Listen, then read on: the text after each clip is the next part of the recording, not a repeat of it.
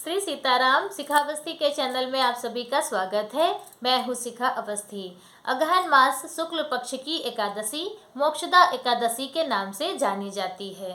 तो मोक्षदा एकादशी के व्रत में जो व्रत कथा सुनी जाती है वह आज आपको हम इस वीडियो के माध्यम से संक्षेप में सुनाएंगे, क्योंकि जो एकादशी का महत्व है वह अगर आप व्रत नहीं भी करते हैं तब भी आप सभी को जरूर सुनना चाहिए, क्योंकि एकादशी महत्व सुनने से भी हमें पुण्य फलों की प्राप्ति होती है। तो अगहन मास मोक्षदा एकादशी व्रत कथा इस प्रकार से है।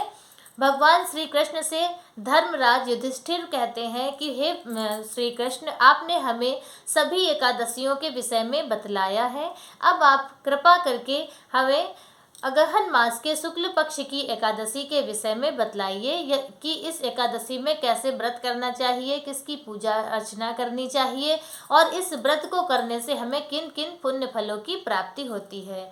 तब भगवान श्री कृष्ण युधिष्ठिर से कहते हैं कि अगहन मास के शुक्ल पक्ष की एकादशी मोक्षदा एकादशी के नाम से जानी जाती है और इस एकादशी का व्रत करने से हमें मोक्ष की प्राप्ति होती है। और अगर इस व्रत को आप करते हैं और इस व्रत का फल अपने पूर्वजों को संकल्प करके दान करते हैं, तो अगर पूर्वज आपके किन्हीं कारणों से नरक की यातना भोग रहे हैं तो उनका भी उद्धार हो जाता है। तो इस तरह से भगवान श्री कृष्ण धर्मराज युधिष्ठिर से मोक्षदा एकादशी का महत्व बताते हैं। तो चलिए आगे उसकी कथा सुनते हैं। तो कहते हैं कि एक प्राचीन समय में एक गोकुल नामक नगर होता है जिसमें बैखानस नाम के राजा राज्य करते हैं। तो बैखानस राजा बहुत ही धर्मनिष्ठ और धर्मात्मा होते हैं। वह अपनी प्रजा का पुत्रवत पालन करते हैं। तो राजा की जो प्रजा है वह बहुत ही खुश, समृद्धशाली और संपन्न होती है और उनका जो राज्य है वह सुचारू रूप से बहुत ही अच्छे ढंग से चल रहा होता है।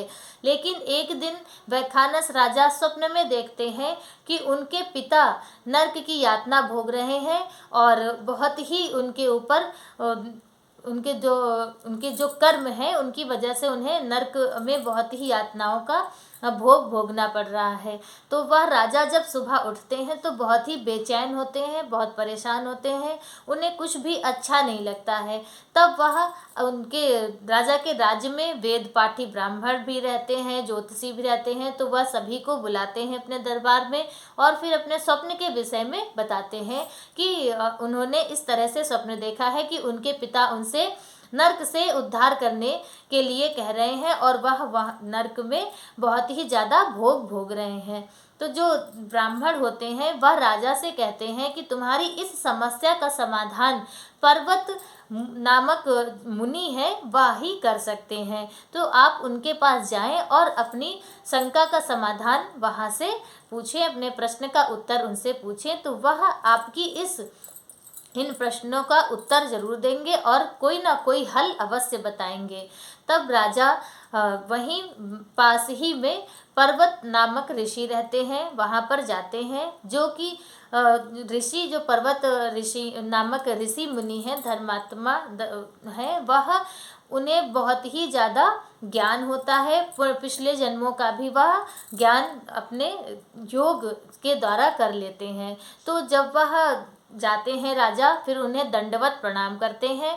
उसके बाद तो पर्वत मुनि राजा को बैठालते हैं ससम्मान और उसके बाद उनसे उनका हालचाल पूछते हैं। तब बैखानस राजा अपने स्वप्न के विषय में पर्वत मुनि से बताते हैं कि उन्होंने इस तरह से स्वप्न देखा है कि उनके पिता बहुत ही ज़्यादा नरक में भोग भोग रहे हैं, बहुत परेशान हैं, तो आप कृपा करके हमें कुछ रास्ता दिखलाइए, कोई ऐसा उपाय, व्रत, जप, तप, दान बताइए जिसको करने से मैं अपने पिता को वहाँ से मुक्त कर सकूं। तो वह जो पर्वत मुनि है वह बताते हैं कि पूजा अर्चना इत्यादि करने से हमारे सभी कष्ट और जो पाप हैं वह दूर होते हैं, लेकिन कुछ न कुछ समय अवश्य लगता है। आपको शीघ्र अगर आपके पिता को नरक से उद्धार करना है तो आप अगहन मास के शुक्ल पक्ष की मोक्षदा एकादशी का विधि पूर्वक व्रत कीजिए। ऐसा करने से आपके जो पुण्य कर्म है उनका संकल्प करके आप अपने पिता को दान कीजिए, इससे वह उद्धार हो जाएंगे और स्वर्ग की प्राप्ति उन्हें होगी। तब वैखानस राजा आकर अपने राज्य में वापस आकर मोक्षदा एकादशी का व्रत पूरे अपने परिवार के साथ में विधि पूर्वक व्रत करता है, पूजन करता है, रात्रि जागरण करता है और उसके बाद अपने जो व्रत का फल है वह संकल्प करके अपने पिता को दान कर देता है, जिससे उसके पिता उस नरक से उद्धार हो जाते हैं और स्वर्ग जाते समय अपने पुत्र से कहते हैं कि हे पुत्र, तुम सदा प्रसन्न रहो और समृद्धशाली रहो और तुम्हारे कर्मों से, तुम्हारे अच्छे कर्मों से आज मैं उद्धार हो गया हूँ।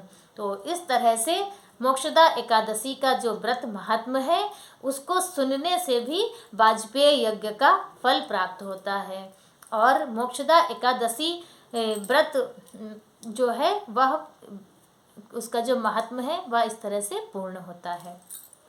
मोक्षदा एकादशी तिथि पर ही भगवान श्री कृष्ण ने अर्जुन को गीता का ज्ञान दिया था, इसलिए मोक्षदा एकादशी वाले दिन गीता जयंती भी मनाई जाती है। तो यह तिथि बहुत ही शुभ है, बहुत मंगलकारी है। आप सभी लोग एकादशी का व्रत करें। अगर आप व्रत नहीं भी करते हैं तब भी भगवान श्री हरि नारायण का पूजा अर्चन करें और उन जो एकादशी महात्म है वह सुने और 26 एकादशियों का नाम स्मरण करें, तो आपको उससे भी कुछ न कुछ व्रत का फल अवश्य प्राप्त होगा। इसी तरह से आज का वीडियो मेरा बस इतना ही। श्री सीताराम।